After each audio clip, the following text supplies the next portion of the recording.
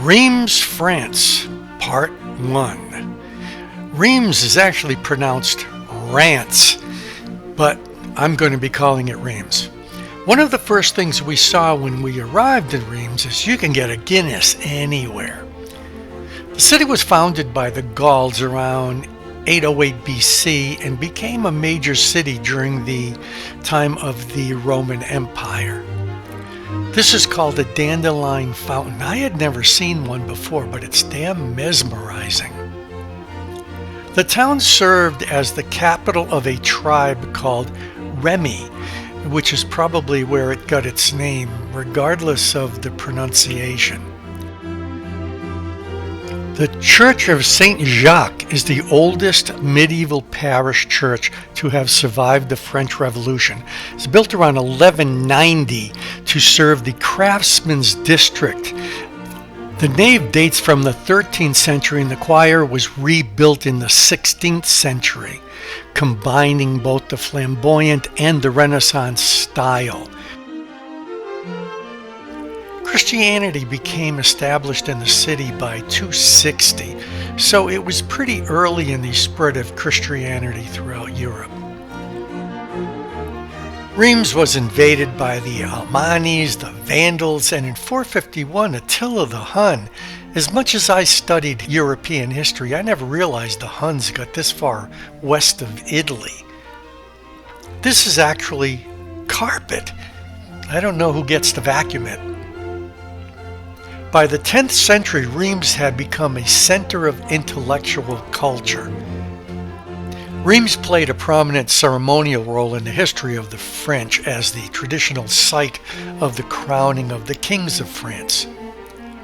In 1420, Reims was ceded to the English, but then they were expelled in 1429 on the approach of Joan of Arc. The city also suffered during the defeat of the Napoleonic troops and the Franco-Prussian War, World War I and World War II. One of the things we Americans find hard to comprehend is having your homeland attacked, destroyed, rebuilt, and then destroyed again, and rebuilt again, and destroyed again, and then rebuilt. Whole families killed or imprisoned without cause. It should be understandable why Europeans are so much more reluctant to engage in warfare, but sometimes it certainly doesn't seem that way. This is a memorial dedicated to the nurses from France who lost their lives serving France during the First World War. You would never know there was so much destruction here. This is a beautiful city and a really nice place to visit and spend a little time. I would highly recommend it, as well as the hotel we stayed at. It's in the middle of everything. It's also somewhat like Boston. It's like a college town. A lot of young people, especially at night. Like a lot of Europe, ancient ruins of the Roman Empire times are throughout the city. This is the walls of a Roman forum. Across the street was a nice little wine and cheese shop. Reims is definitely a place to sit and enjoy food, wine, and people. This is their Renaissance-style town hall. There are a couple of main drags. We stayed on one that was a connector between the town and the train station. And then there is this street with a lot of shopping and the area for the trams. As the sun goes down, people hit the streets. Most people, especially the students, have smaller homes than sometimes Americans are used to. So they entertain outside at the restaurants and the cafes and sometimes even the fountains. Once you get seated at a table, it's yours for the evening. There is no, may I help you, here's your stuff, please pay, and get out. But everything at night lights up. There are newer sections and even newer buildings in the middle of the older section, but we prefer to see all the older stuff. They just seem to have more character and just a lot more fun to see.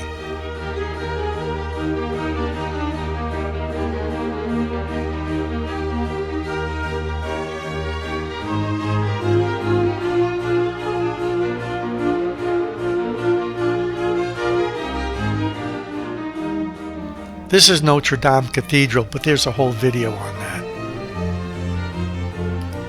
German bombardment and a subsequent fire in 1940 did severe damage to the cathedral. 60% of Reims was destroyed during World War I between 1914 and 1918. Can you imagine 60% of your hometown being destroyed?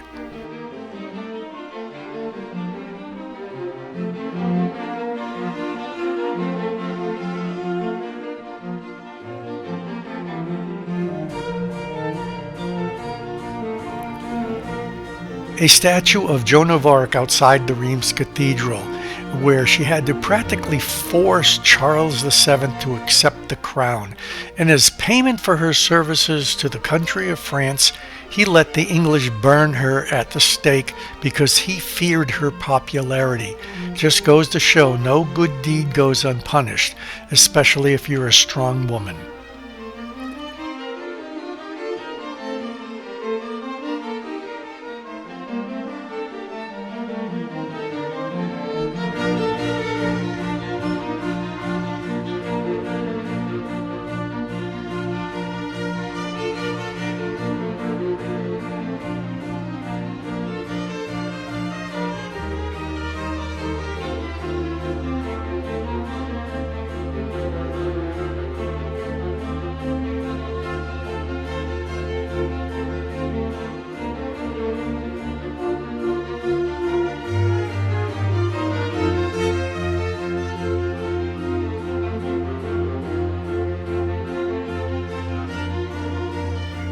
This is the Place de la République, and I know I'm not pronouncing that correctly, but 4,567 Reims men were killed in the conflict, with a further 740 civilian casualties.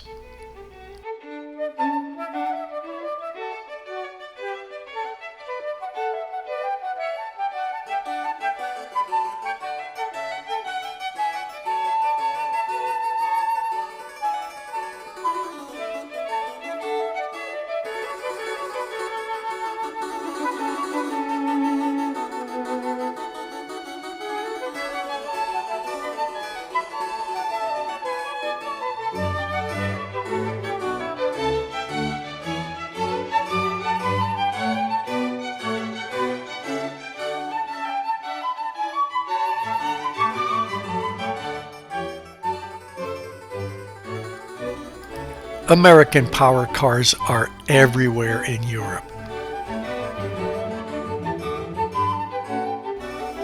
This is a large sundial in the sidewalk.